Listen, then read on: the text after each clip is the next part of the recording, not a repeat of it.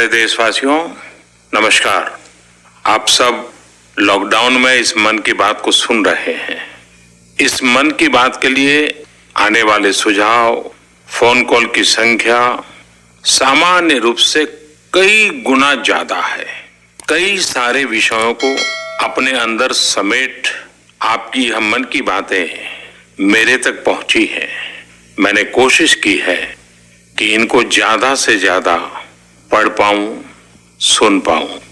आपकी बातों से कई ऐसे पहलू जानने को मिले हैं जिन पर इस आपाधापी में ध्यान ही नहीं जाता है। मेरा मन करता है कि युद्ध के बीच हो रही इस मन की बात में उन्हीं कुछ पहलुओं को आप सभी देशवासियों के साथ बांटूं। साथियों, भारत की कोरोना के खिलाफ लड़ाई सही मायने में पीपल ड्रिवन है। भारत में कोरोना के खिलाफ लड़ाई जनता लड़ रही है, आप लड़ रहे हैं। जनता के साथ मिलकर शासन प्रशासन लड़ रहा है। भारत जैसा विशाल देश जो विकास के लिए प्रयत्नशील है, गरीबी से निर्णायक लड़ाई लड़ रहा है। उसके पास कोरोना से लड़ने और जीतने का यही एक तरीका है। और हम भाग्यशाली हैं कि आज पूरा देश का हर नागरिक, जन जन इस लड़ाई का सिपाही है, लड़ाई का नेतृत्व कर रहा है। आप कहीं भी नजर डालिए, आपको एहसास हो जाएगा कि भारत की लड़ाई पीपल ड्रिवन है। जब पूरा विश्व इस महामारी के संकट से जूझ रहा है, भविष्य में जब इसकी चर्चा होगी, उसकी तौर तरीकों की चर्चा होगी, मुझे विश्वास है कि भारत की यह पीपल ड्रिवन लड़ाई, इसकी जरूर चर्चा होगी। पूरे देश में, गली मोहल्लों में, जगह जगह पर आज लोग एक दूसरे की सहायता के लिए आगे आए हैं। गरीबों के लिए खाने से लेकर राशन की व्यवस्था हो, लॉकडाउन का पालन हो, अस्पतालों की व्यवस्था हो, मेडिकल इक्विपमेंट का देश में ही निर्माण हो। आज पूरा देश एक लक्ष्य, एक दिशा, साथ साथ चल रहा है। ताली, थाली, दिया, मोमबत्ती, इन सारी चीजों ने जो भावनाओं को जन्म दिया, जिस जज्बे से देशवासियों ने कुछ न कुछ करने की ठान ली, हर किसी को इन बातों ने प्रेरित किया है। शहर हो या गांव, ऐसा लग रहा है जैसे देश में एक बहुत बड़ा महायज्ञ चल रहा है, जिसमें हर कोई अपना योगदान देने के लिए आतुर है। हमारे किसान भाई बहनों को ही देखिए, एक तरफ वो इस महामारी के बीच अपने खेतों में दिन रात मेहनत कर रहे हैं और इस बात की भी चिंता कर रहे हैं कि देश में कोई भी भूखा न सोए। हर कोई अपने सामर्थ्य के हिसाब से इस लड़ाई को लड़ रहा है। कोई किराया माफ कर रहा है, तो कोई अपनी पूरी पेंशन या पुरस्कार में मिली राशि को पीएम केयर्स में जमा करा रहा है। कोई खेत की सारी सब्जियां दान दे रहा है, तो कोई हर रोज सैकड़ों गरीबों को मुफ्त भोजन करा रहा है। कोई मास्क बना रहा है। कहीं हमारे मजदूर भाई बहन क्वारंटीन में रहते हुए जिस स्कूल में रह रहे हैं, उसकी रंगाई पुताई कर रहे हैं। साथियों, दूसरों की मदद के लिए आपके भीतर हृदय की किसी कोने में जो ये उमड़ता घुमड़ता भाव है ना, वही कोरोना के खिलाफ भारत की इस लड़ाई को ताकत दे रहा है। वही इस लड़ाई को सच्चे मायने में पीपल ड्रिवन बना रहा है। और हमने देखा है पिछले कुछ साल में हमारे देश में यह मिजाज बना है, निरंतर मजबूत होता रहा है। चाहे करोड़ों लोगों का गैस सब्सिडी छोड़ना हो, लाखों सीनियर सिटीजन का रेलवे सब्सिडी छोड़ना हो, स्वच्छ भारत अभियान का नेतृत्व लेना हो, टॉयलेट बनाने हो, अनगिनत बातें ऐसी है। इन सारी बातों से पता चलता है हम सबको एक मन, एक मजबूत धागे से पिरो दिया है। एक होकर देश के लिए कुछ करने की प्रेरणा दी है। मेरे प्यारे देशवासियों, मैं पूरी नम्रता पूर्वक, बहुत ही आदर के साथ आज 130 करोड़ देशवासियों की इस भावना को सर झुका करके नमन करता हूं। आप अपनी भावना के अनुरूप देश के लिए अपनी रुचि के हिसाब से अपने समय के अनुसार कुछ कर सके, इसके लिए सरकार ने एक डिजिटल प्लेटफॉर्म भी तैयार किया है। ये प्लेटफॉर्म है covidwarriors.gov.in। मैं दोबारा बोलता हूं, covidwarriors.gov.in। सरकार ने इस प्लेटफॉर्म के माध्यम से तमाम सामाजिक संस्थाओं के वॉलेंटियर्स, सिविल सोसाइटी के प्रतिनिधि और स्थानीय प्रशासन को एक दूसरे से जोड़ दिया है। बहुत ही कम समय में इस पोर्टल से 1.25 करोड़ लोग जुड़ चुके हैं। इनमें डॉक्टर, नर्सिस से लेकर हमारी आशा, एएनएम बहनें, हमारे एनसीसी, एनएसएस के साथी, अलग अलग फील्ड के तमाम प्रोफेशनल्स, उन्होंने इस प्लेटफॉर्म को अपना प्लेटफॉर्म बना लिया है। ये लोग स्थानीय स्तर पर क्राइसिस मैनेजमेंट प्लान बनाने वालों में और उसकी पूर्ति में भी बहुत मदद कर रहे हैं। आप भी covidwarriors.gov.in से जुड़कर देश की सेवा कर सकते हैं, कोविड वॉरियर बन सकते हैं। साथियों, हर मुश्किल हालात, हर लड़ाई कुछ न कुछ सबक देती है, कुछ न कुछ सिखा करके जाती है, सीख देती है, कुछ संभावनाओं के मार्ग बनाती है और कुछ नई मंजिलों की दिशा भी देती है। इस परिस्थिति में आप सब देशवासियों ने जो संकल्प शक्ति दिखाई है, उससे भारत में एक नए बदलाव की शुरुआत भी हुई है।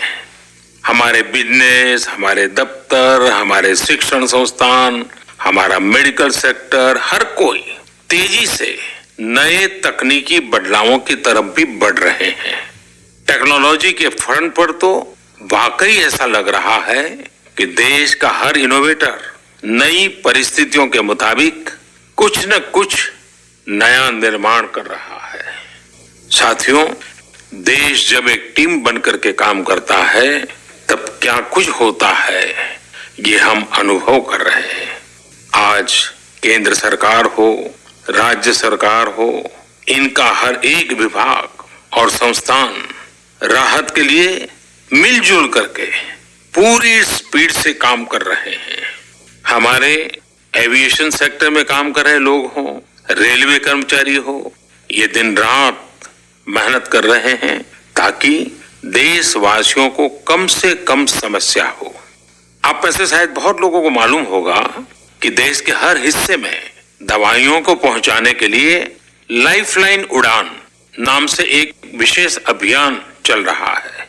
हमारे इन साथियों ने इतने कम समय में देश के भीतर ही 3 लाख किलोमीटर की हवाई उड़ान भरी है और 500 टन से अधिक मेडिकल सामग्री देश के कोने कोने में आप तक पहुंचाया है। इसी तरह रेलवे के साथ ही लॉकडाउन में भी लगातार मेहनत कर रहे हैं ताकि देश के आम लोगों को जरूरी वस्तुओं की कमी ना हो। इस काम के लिए भारतीय रेलवे करीब करीब 60 से अधिक रेल मार्ग पर 100 से भी ज्यादा पार्सल ट्रेन चला रही है। इसी तरह दवाओं की आपूर्ति में हमारे डाक विभाग के लोग बहुत अहम भूमिका निभा रहे हैं। हमारे ये सभी साथी सच्चे अर्थ में कोरोना के वॉरियर ही हैं। साथियों, प्रधानमंत्री गरीब कल्याण पैकेज के तहत गरीबों के अकाउंट में पैसे सीधे ट्रांसफर किए जा रहे हैं। वृद्धावस्था पेंशन जारी की गई है। गरीबों को 3 महीने के मुफ्त गैस सिलेंडर, राशन जैसी सुविधाएं भी दी जा रही हैं। इन सब कामों में सरकार के अलग अलग विभागों के लोग, बैंकिंग सेक्टर के लोग एक टीम की तरह दिन रात काम कर रहे हैं और मैं हमारे देश की राज्य सरकारों की भी इस बात के लिए प्रशंसा करूंगा कि वो इस महामारी से निपटने में बहुत सक्रिय भूमिका निभा रही है। स्थानीय प्रशासन, राज्य सरकारें जो जिम्मेदारी निभा रही हैं, उसकी कोरोना के खिलाफ लड़ाई में बहुत बड़ी भूमिका है। उनका ये परिश्रम बहुत प्रशंसनीय है। मेरे प्यारे देशवासियों, देश भर से स्वास्थ्य सेवाओं से जुड़े लोगों ने अभी हाल ही में जो अध्यादेश लाया गया है उस पर अपना संतोष व्यक्त किया है। इस अध्यादेश में कोरोना वॉरियर्स के साथ हिंसा, उत्पीड़न और उन्हें किसी रूप में चोट पहुंचाने वालों के खिलाफ बेहद सख्त सजा का प्रावधान किया गया है। हमारे doctor, nurses, paramedical staff, community health workers और ऐसे सभी लोग जो देश को कोरोना मुक्त बनाने में दिन रात जुटे हुए हैं, उनकी रक्षा करने के लिए ये कदम बहुत जरूरी था। मेरे प्यारे देशवासियों, हम सब अनुभव कर रहे हैं कि महामारी के खिलाफ इस लड़ाई के दौरान हमें अपने जीवन को, समाज को, हमारे आसपास हो रही घटनाओं को एक फ्रेश नजरिए से देखने का अवसर भी मिला है। समाज के नजरिए में भी व्यापक बदलाव आया है। आज अपने जीवन से जुड़े हर व्यक्ति की अहमियत का हमें आभास हो रहा है। हमारे घर में काम करने वाले लोग हो, हमारी जरूरतों को पूरा करने के लिए काम करने वाले हमारे सामान्य कामगार हो, पड़ोस की दुकानों में काम करने वाले लोग हो, इन सब की कितनी बड़ी भूमिका है, हमें ये अनुभव हो रहा है। इसी तरह जरूरी सेवाओं की डिलीवरी करने वाले लोग, मंडियों में काम करने वाले हमारे मजदूर भाई बहन, हमारे आस पड़ोस के ऑटो चालक, रिक्शा चालक, आज हम अनुभव कर रहे हैं कि इन सब के बिना हमारा जीवन कितना मुश्किल हो सकता है। आजकल सोशल मीडिया में हम सब लोग लगातार देख रहे हैं कि लॉकडाउन के दौरान लोग अपने इन साथियों को न सिर्फ याद कर रहे हैं, उनकी जरूरतों का ध्यान रख रहे हैं, बल्कि उनके बारे में बहुत सम्मान से लिख भी रहे हैं। आज देश के हर कोने से ऐसी तस्वीरें आ रही हैं कि लोग सफाई कर्मियों पर पुष्प वर्षा कर रहे हैं।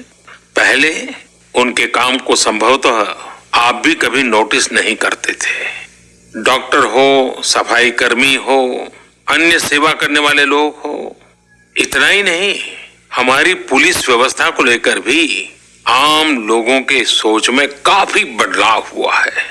पहले पुलिस के विषय में सोचते ही नकारात्मकता के सिवाय हमें कुछ नजर नहीं आता था। हमारे पुलिसकर्मी आज गरीबों, जरूरतमंदों को खाना पहुंचा रहे हैं, दवा पहुंचा रहे हैं। जिस तरह से हर मदद के लिए पुलिस सामने आ रही है, इससे पुलिसिंग का मानवीय और संवेदनशील पक्ष हमारे सामने उभर करके आया है, हमारे मन को झकझोर दिया है, हमारे दिल को छू लिया है। एक ऐसा अवसर है जिसमें आम लोग पुलिस से भावात्मक तरीके से जुड़ रहे हैं। हमारे पुलिस कर्मियों ने इसे जनता की सेवा के एक अवसर के रूप में लिया है और मुझे पूरा विश्वास है इन घटनाओं से आने वाले समय में सच्चे अर्थ में बहुत ही सकारात्मक बदलाव आ सकता है और हम सब ने इस सकारात्मकता को कभी भी नकारात्मकता के रंग से रंगना नहीं है। साथियों, हम अक्सर सुनते हैं प्रकृति, विकृति और संस्कृति। इन शब्दों को एक साथ देखें और इसके पीछे के भाव को देखें तो आपको जीवन को समझने का भी एक नया द्वार खुलता हुआ दिखेगा। अगर मानव प्रकृति की चर्चा करें तो ये मेरा है, मैं इसका उपयोग करता हूँ। इसको और इस भावना को बहुत स्वाभाविक माना जाता है, किसी को इसमें कोई ऐतराज नहीं होता, इसे हम प्रकृति कह सकते हैं। लेकिन जो मेरा नहीं है, जिस पर मेरा हक नहीं है, उसे मैं दूसरे से छीन लेता हूँ, उसे छीनकर उपयोग में लाता हूं तो हम इसे विकृति कह सकते हैं। इन दोनों से परे, प्रकृति और विकृति से ऊपर जब कोई संस्कारित मन सोचता है या व्यवहार करता है तो हमें संस्कृति नजर आती है। जब कोई अपने हक की चीज, अपनी मेहनत से कमाई चीज, अपने लिए जरूरी चीज कम हो या अधिक, इसकी परवाह किए बिना किसी व्यक्ति की जरूरत को देखते हुए खुद की चिंता छोड़कर अपने हक के हिस्से को बांट करके किसी दूसरे की जरूरत पूरी करता है, वही तो संस्कृति है। साथियों, जब कसौटी का काल होता है तब इन गुणों का परीक्षण होता है। आपने पिछले दिनों देखा होगा कि भारत ने अपने संस्कारों के अनुरूप, हमारी सोच के अनुरूप, हमारी संस्कृति का निर्वहन करते हुए कुछ फैसले लिए। संकट की इस घड़ी में दुनिया के लिए भी, समृद्ध देशों के लिए भी दवाइयों का संकट बहुत ज्यादा रहा है। एक ऐसा समय है कि अगर भारत दुनिया को दवाइयां न भी दे तो कोई भारत को दोषी नहीं मानता। हर देश समझ रहा है कि भारत के लिए भी उसकी प्राथमिकता अपने नागरिकों का जीवन बचाना है। लेकिन साथियों, भारत ने प्रकृति विकृति की सोच से परे होकर फैसला लिया। भारत ने अपनी संस्कृति के अनुरूप फैसला लिया। हमने भारत की आवश्यकताओं के लिए जो करना था उसका प्रयास तो बढ़ाया ही, लेकिन दुनिया भर से आ रही मानवता की रक्षा की पुकार पर भी पूरा ध्यान दिया। हमने विश्व के हर जरूरतमंद तक दवाइयों को पहुंचाने का बीड़ा उठाया और मानवता के इस काम को करके दिखाया। आज जब मेरी अनेक देशों के राष्ट्राध्यक्षों से फोन पर बात होती है तो भारत की जनता का आभार जरूर व्यक्त करते हैं। जब वो लोग कहते हैं thank you India, thank you people of India, तो देश के लिए गर्व और बढ़ जाता है। इसी तरह इस समय दुनिया भर में भारत के आयुर्वेद और योग के महत्व को भी लोग बड़े विशिष्ट भाव से देख रहे हैं। सोशल मीडिया पर देखिए, हर तरफ इम्यूनिटी बढ़ाने के लिए किस तरह से भारत के आयुर्वेद और योग की चर्चा हो रही है।